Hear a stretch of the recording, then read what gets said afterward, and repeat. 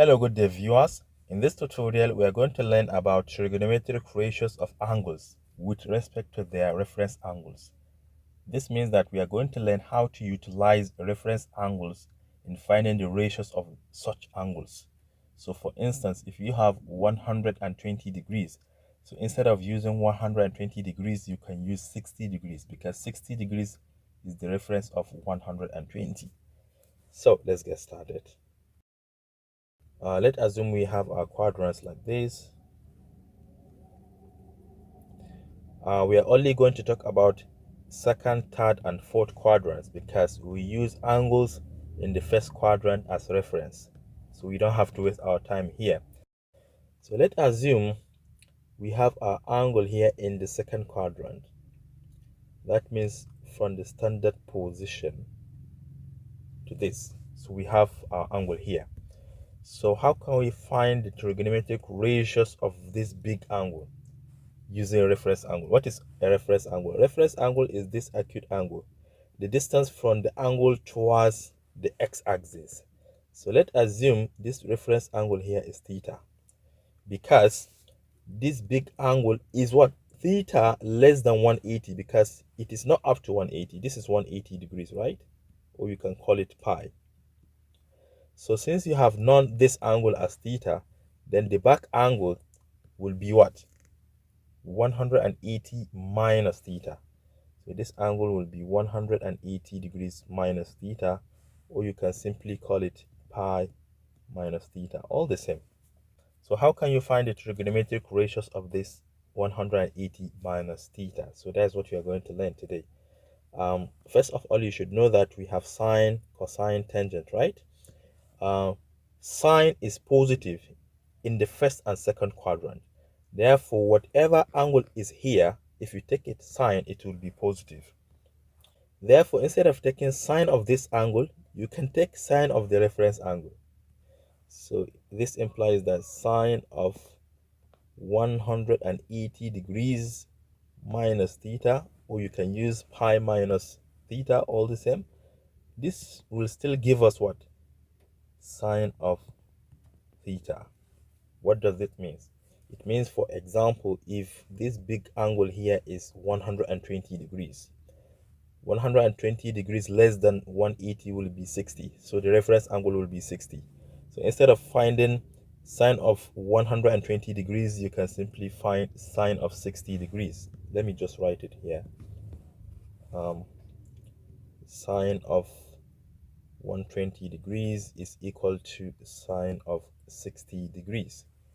Then what about cosine? Cosine of 180 degrees minus theta. This will be equal to negative cosine of theta. Why? Because remember, in the second quadrant, this angle we are talking about is in the second quadrant. In the second quadrant, cosine is negative because it depends on what? X-axis, and x-axis in the second quadrant is negative. Remember that this leg is positive, this is positive, but these two are all negative. All right. So this is about sine and cosine. What about tangent? Remember, tangent is just the ratio of the two. So tangent of 180 degrees minus theta is equal to, tangent is sine divided by cosine. This divided by this will be what? Negative tangent. So this will be negative tangent of theta. So these are the three trigonometric ratios in the second quadrant. We don't have to talk about reciprocal because reciprocal will not change the sign. It will remain either positive or negative.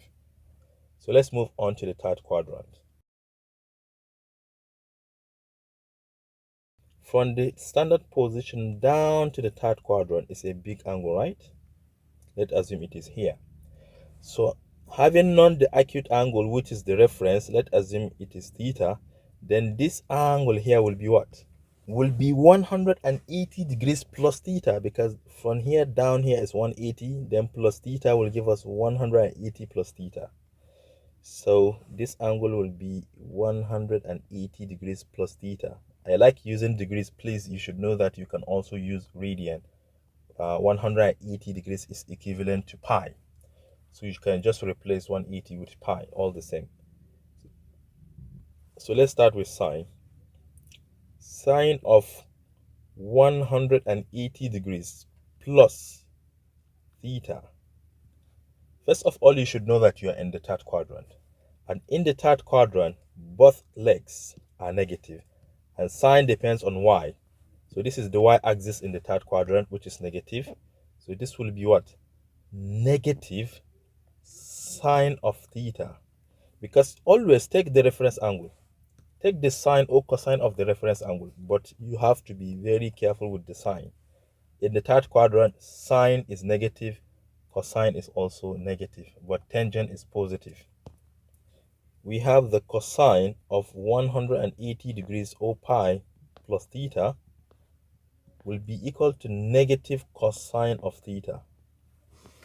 Then for tangent, which is the ratio of the two, tangent of 180 degrees plus theta will be equal to positive tangent of theta. Because if you take this, you divide by this, negative will cancel, right? You have positive tangent. Then moving on to the fourth quadrant,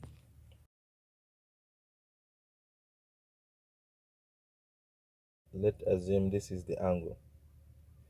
You should know that this is 360 degrees, or you can simply call it 2 pi, right? Therefore, all angles in the fourth quadrant are closer to this axis than this, because you have to relate it with x-axis. So in the second and third quadrant, you relate it with 180 or pi. But in the fourth quadrant, you have to relate it with 360 degrees or 2 pi. So if this angle here is our reference angle theta, then the whole of this will be what? Theta less than 360 degrees. So this will be 360 degrees minus theta, or 2 pi minus theta. So if you are looking for the three ratios, sine of, this time around, let me use radian, 2 pi minus theta. No matter what quadrant you are, sine always depends on y-axis. So this is the y-axis here, which is negative. So since it is negative, the result will be negative sine of theta. Always take the reference angle. This is our reference angle. Then cosine of 2 pi minus theta. Cosine depends on x-axis, but this time around you can see that x-axis in the fourth quadrant is positive. So this will be positive cosine of theta. What about tangent? Tangent of 2 pi minus theta, which is the ratio. This is positive, this is negative. If you divide, you get negative.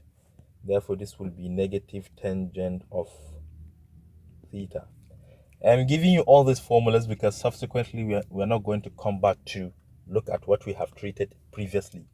We're only going to apply them. So this is all about trigonometric ratios using their reference angles in the second, third, and fourth quadrants.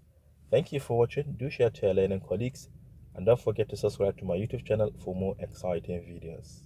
Bye bye.